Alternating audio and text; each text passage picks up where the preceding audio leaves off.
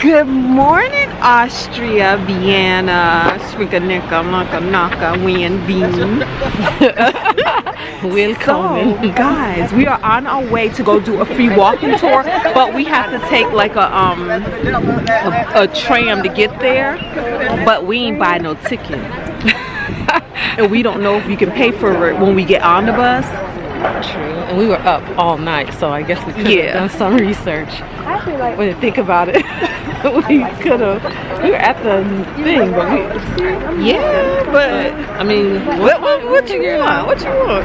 Either we're gonna steal a tram ride, or we just gonna be embarrassed, or they'll let us pay cash, or we have to look for a taxi. Or Uber. Because like I said, if the thing coming here was like €6, alright y'all, that's all we got to say. Y'all don't need to hear us try to discuss and figure out logistics that we don't have. It'll just confuse you. Like we about to see. Alright y'all, so we are on the move, making my way downtown. You know that song? Yeah. how it go? It's a shame because you almost did sort of a good job. Making my way It's that first part, and then I don't know the rest of the words, but this is great. And then look at all the people in front of us, y'all. They are the group that we found online that was coming here. And we was like, oh, we want to go too. What? $400? Yes, y'all. $400 is what we paid to come on this trip. That pays for our hotels in Vienna and in Prague, and it gives us access to the winter market tours. And right now we're going to do a free tour. When you think about that. Yeah, and the hotel is nice. Yeah, so it's pretty cool. This is a young group who travels. It's called Young Blacks Who Travel. Literally. I said this is a young group who travels. I think they changed their name though, so.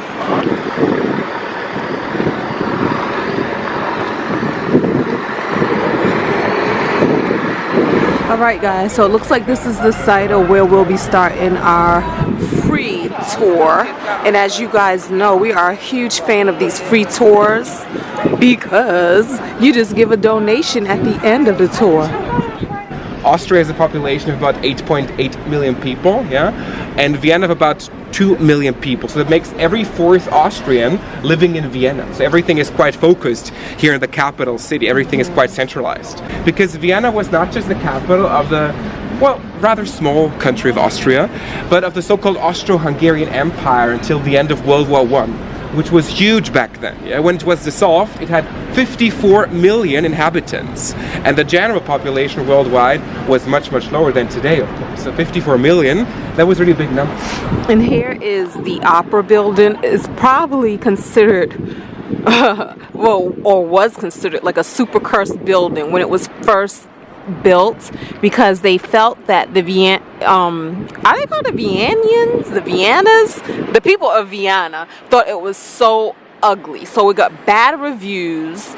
The architects who built it, one died. I believe he committed suicide like weeks before it opened, and then the other one died about 10 weeks later from tuberculosis. So they was like, okay, this is probably a cursed building.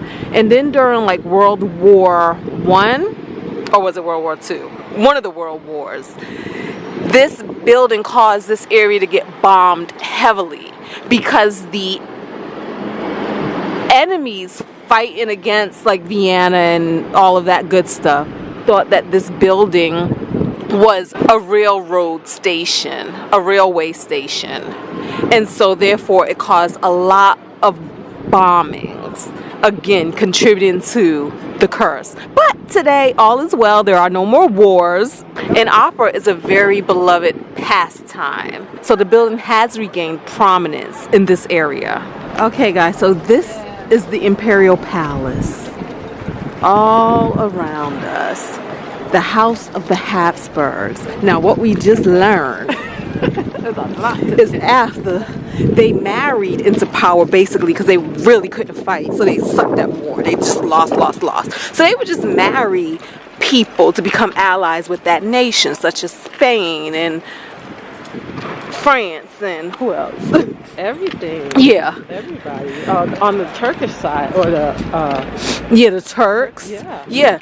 And their wives always died mysteriously after the wedding, so then they would have to marry somebody else and become alliance with another nation. But the thing about it is, after a while, they just started marrying each other. So they was very incest heavy. Yeah, they were inbred, and they started having a lot of physical features of inbred. So one of the rulers, Charles II, I believe, like, he could not walk till he was 8. He could not talk till he was 6. Okay, Napoleon was part of this family. He married, however, he was not here. And this is the church. Hold on. That right there, that's the church in which they got married. But he was busy fighting war, so he was not here for the actual wedding. So he had a stand-in, which they said was very common at the time. And so his uncle, I believe, stood in for him for the wedding. And they made like 32 rings because they didn't know his ring size. So they wanted at least one of the rings to fit. And so the bishop, he blessed all of the rings, and just things like that. But again, what's fascinating is the things that people will do to maintain power. And I think we've seen a little bit of that yesterday in London. Yeah. The fact that they were killing each other, family. We're going to kill our nephews, we're going to kill our nieces. Yeah. We are killing each other just for power. Here, they were marrying each other just for power. And they said the Habsburgs, they were not even cute, they were ugly. So I asked y'all, who y'all dating and what y'all in it for? Okay? Why y'all people gotta look good? Y'all better get y'all priorities straight. Y'all wanna exactly. Y'all wanna rule a nation? Or do you just want to rule your living room? Get it together. And so this right here was the private quarters of the Habsburg family. Okay? So this is where everybody lived, to include their servants. Now, Maria Theresa, one of the wives, she had like 16 kids.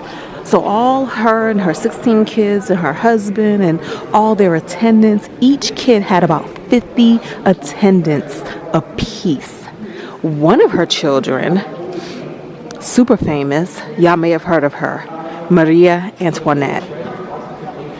Guys, it's cold. It's cold. It's cold out here. I think we should do a tour and just keep walking at the same time, like this. But here's the thing. This is what I think. I have always said this about property and real estate in America. Mm-hmm. If real estate was that valuable, why doesn't the government own it? Well, guess what? Here in Vienna, the government owns it. They said they're the largest owner of real estate in Vienna. Yeah. So they rent the real estate, the apartments and stuff out to the people. They do rent control, so the rent is very low. That is why Vienna is listed as one of the, what is it? Is it the happiest? Remember I said it about Chile. Yeah, he said, well, it is.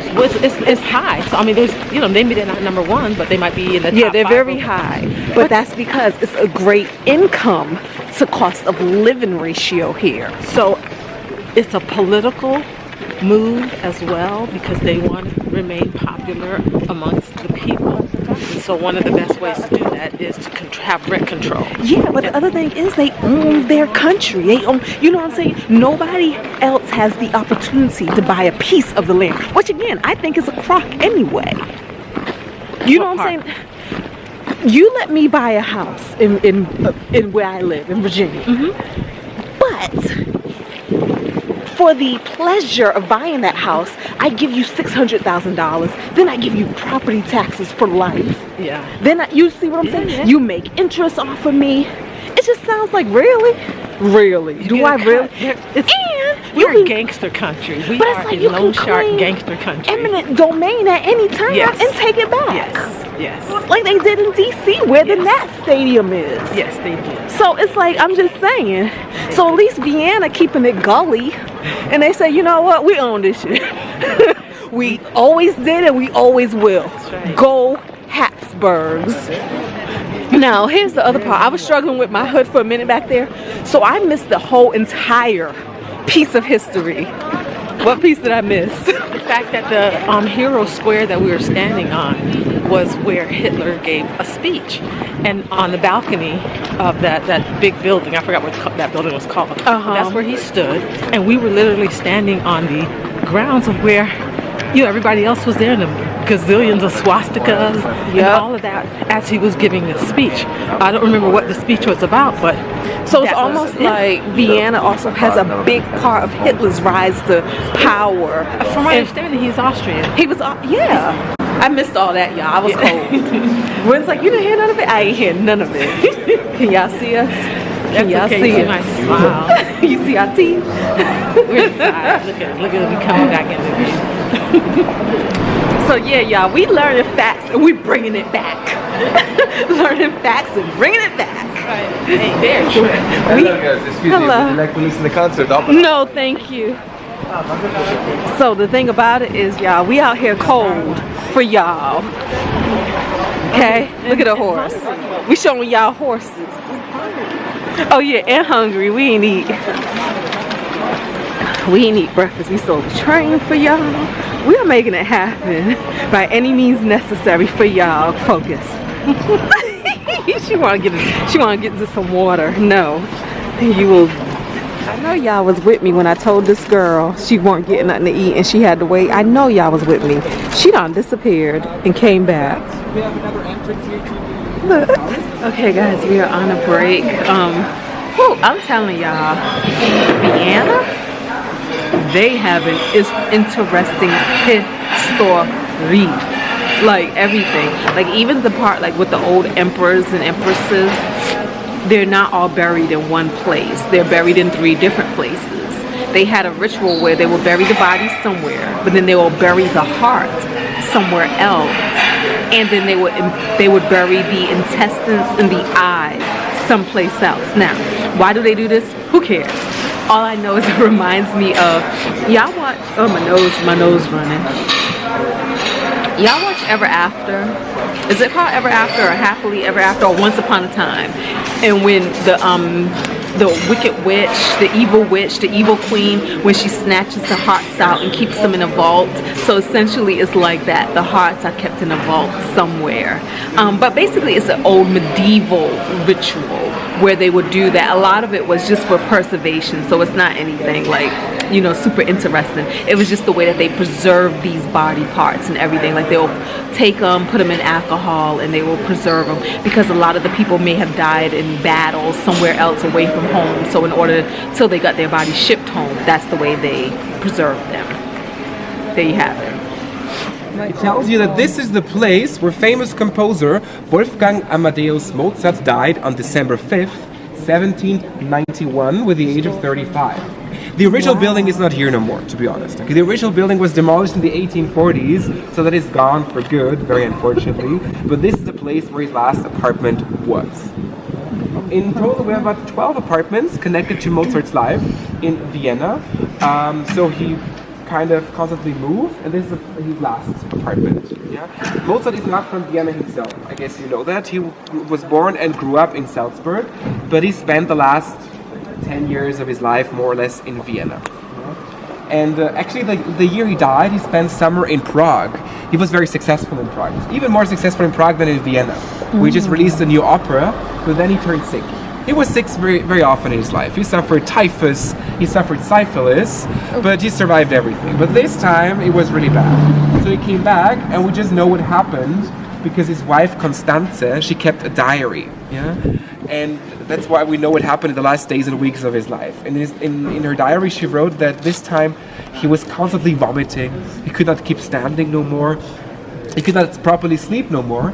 And he was already starting to talk about his own death. Yeah, that he was writing a requiem for himself already. Yeah, requiem is a concept for a Catholic funeral, so for Catholic service. Yeah, and he thought he was probably poisoned. Yeah, and his wife Constanze then probably, she was quite creative, so she probably thought he was poisoned by Salieri. Yeah, the court composer. And these rumors then would transfer to the 20th century, to the Oscar award-winning movie Amadeus, and is still present today. Of course, we know today that it's very unlikely that Mozart was poisoned by Salieri. Yeah? Salieri, the court composer, Mozart, they were not best friends at all. Yeah, but they had a very competitive student-teacher relationship. Yeah. Salieri was much more successful but less talented than Mozart, because Mozart, he was more talented but less successful because he had a temper. Yeah, he was unreliable. It was not easy to work with him, and on the court, people did not work with somebody like Mozart. You know, another rumor to clear up with, there's this rumor that Mozart died as a poor person, which is not true either. Mozart earned a lot of money, yeah? He just also knew how to spend that kind of money, yeah? He had an apartment here with more than 100 square meters, 3 servants, yeah? So he had money. But he spent that money on alcohol, on drugs, on women, on gambling. Yeah, Mozart, he was like the first rock star of history. And as we know, the best ones, they also died quite early. And 35 was not that old, even not back then. Beethoven, another important musical figure here in Vienna, he had about 36 apartments here in Vienna, so 3 dozens. Because he was constantly kicked out of one of his apartments, more or less. Beethoven was not a very nice fellow. Yeah, especially in his old days. He was a grumpy old man, very impolite, a genius who could not hear his own music no more because he was almost deaf. So he was constantly playing too loud on his piano, being grumpy and impolite and rude to everybody. Also not financially, not always that successful. So he was kicked out constantly by his landlord and had to move away. So if you find a plaque telling you that that's where Beethoven lived in this year and that year, you know, that's great. But it's no big discovery, because the next one is probably just on the other side of the street or around the corner, because there's simply so many. Wow. Beethoven actually came to Vienna to take piano lessons at Mozart's. Yeah? But when he arrived here, he got the notion that his mother turned sick, so he went back to Bonn, to Germany. His mother then died, so he had to arrange for the funerals. And when he came back to Vienna, Mozart was already dead. So they surpassed each other. Wow. But they were all part of one big musical era, the so-called Vienna classics. Beethoven, Haydn, Schubert, Mozart. Yeah, when Vienna was the musical capital. And it still is a very important musical center.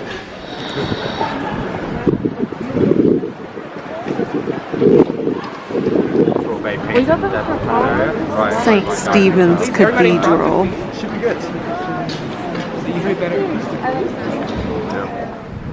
So this is one of the Jewish neighborhoods. So he's telling us about that right now. Actually, you know, can explain the success story of Vienna also by a strategic place. And then they came back a couple of centuries later, and most of them lived then in the second district on the other side of the Danube Canal, which is still today the center of the Jewish community. Actually, around 1900, at the time when Gustav Klimt was in town, for example, Vienna was one of the biggest Jewish metropoles in Europe. Yeah, about 10% of the population was Jewish. That made about 200,000 people. So quite a huge number of people. Yeah, they worked in all different fields and were recognized people. But the biggest tragedy was yet to come, and that was the Holocaust, the events of the 30s and 40s. Yeah. We're standing here now at this very place as well, because down there, if you look to the right side, you see that is the old Jewish city temple, one of the oldest one, and the only synagogue surviving the pogrom night of 1938, when Nazis but also collaborators vandalized Jewish institutions and praying rooms and burned a lot of them down. But this one was the only one which more or less survived, because it was too close to the other buildings. If the Nazis had burned that one down, probably the whole neighborhood would have burned down. You know? That is the only explanation for that. They didn't forget about it. They just had to leave it like that. Right up there. Yeah, they could not be violent against somebody as Sigmund Freud or deport him or something. He was way too he had way too much influence. Yeah, he had very good friends like the French ambassador, even the American president, who wrote a telegraph to Hitler warning him that he's not supposed to do any harm to Sigmund Freud. So the Nazis had to be creative. What they did, they imprisoned his daughter Anna Freud, who was a very well-rewarded and known psychoanalyst herself. They imprisoned her, tortured her, and interrogated her just around the corner in the Gestapo headquarters. And this was too much for Sigmund. This was probably the point when he said, okay, we have to leave this country. And when Sigmund Freud took his daughter, took his wife, took other family members, and then left the country for England, where he died 1 year later, this was also a very important signal for the rest of the Jews. If somebody as important as Freud has to leave, then probably we all have to leave. and at least 2/3 of the city's Jewish population could flee the country before worse things happened. But also, about 60,000 people of Vienna, 60,000 Jews of Vienna got killed in the concentration camps and killing camps in the 30s and 40s. 60,000. That's a huge, huge number, including dozens of family members of Freud, including 4 of his sisters. Y'all, I told Gwen we gotta tell y'all we finished with the tour. She says, tell who? She forgot about y'all just that quick. OMG, how could you? I want some glue wine. I remember when I have a glass of warm wine in a Christmas shoe. So listen, Gwen, so we finished the tour. It was very good, very informative, very interesting. Yes. So Gwen feels like she liked this one. Turn to the right. Better than she liked the one we did in Chile. Yes. I don't officially have attention deficit, but I get bored easily. You got something like that. It's something like that. But his stories were really good. And I get a kick out of, it's something that I believe anyway. A lot of these, history people had horrible stories. They were horrible people. And he basically verified. Oh, he kept it real. He kept it real. They were so twisted. Yeah. I don't even know what the right words are, but they have a sordid past. And then even when you think about the people like Mozart and Beethoven, today, all these years, hundreds of years later, we recognize them for their genius. Right, but at the time that they were walking the planet, people didn't like their butts. They were forever getting evicted. They had to forever move. And so I say, does your genius, does your talent, will it always outlive your human deeds? It makes you think about someone living homeless on the street that we just discard. They could have easily been those people too. Yeah. Homeless because they don't know how to act, or he goes against society, or whatever it was. Yeah, so it's like historically we remember them as these geniuses, and rarely do we ever hear about their bad manners, about their bad temperament. But I say that. You want to go this way? Okay, come over here, Gwen, so you can hold on. I say that because again we took the case of R. Kelly. Yeah. How will history, hundreds and hundreds of years from now, remember R. Kelly? Will he rise up again to being that genius? In a footnote in the chapter of, did you little known fact, he married a 14-year-old, or he did this, or he did that. Will he be that? Or will what he's done, will that overshadow his genius through time? How will history remember that man? That's true. That is very true. So, and that's why I liked it so much more, because it was relatable to what's going on now and how we are judging people according to what's happening now. It's been done. You got a whole country where it was built off of incest. Like the people who ruled a lot of country, or even the ruling family was practically built off of incest. One family, literally, like brothers and sisters and aunts and uncles and nieces and cousins, all married. Also each other's parents and grandparents and cousins and nephews.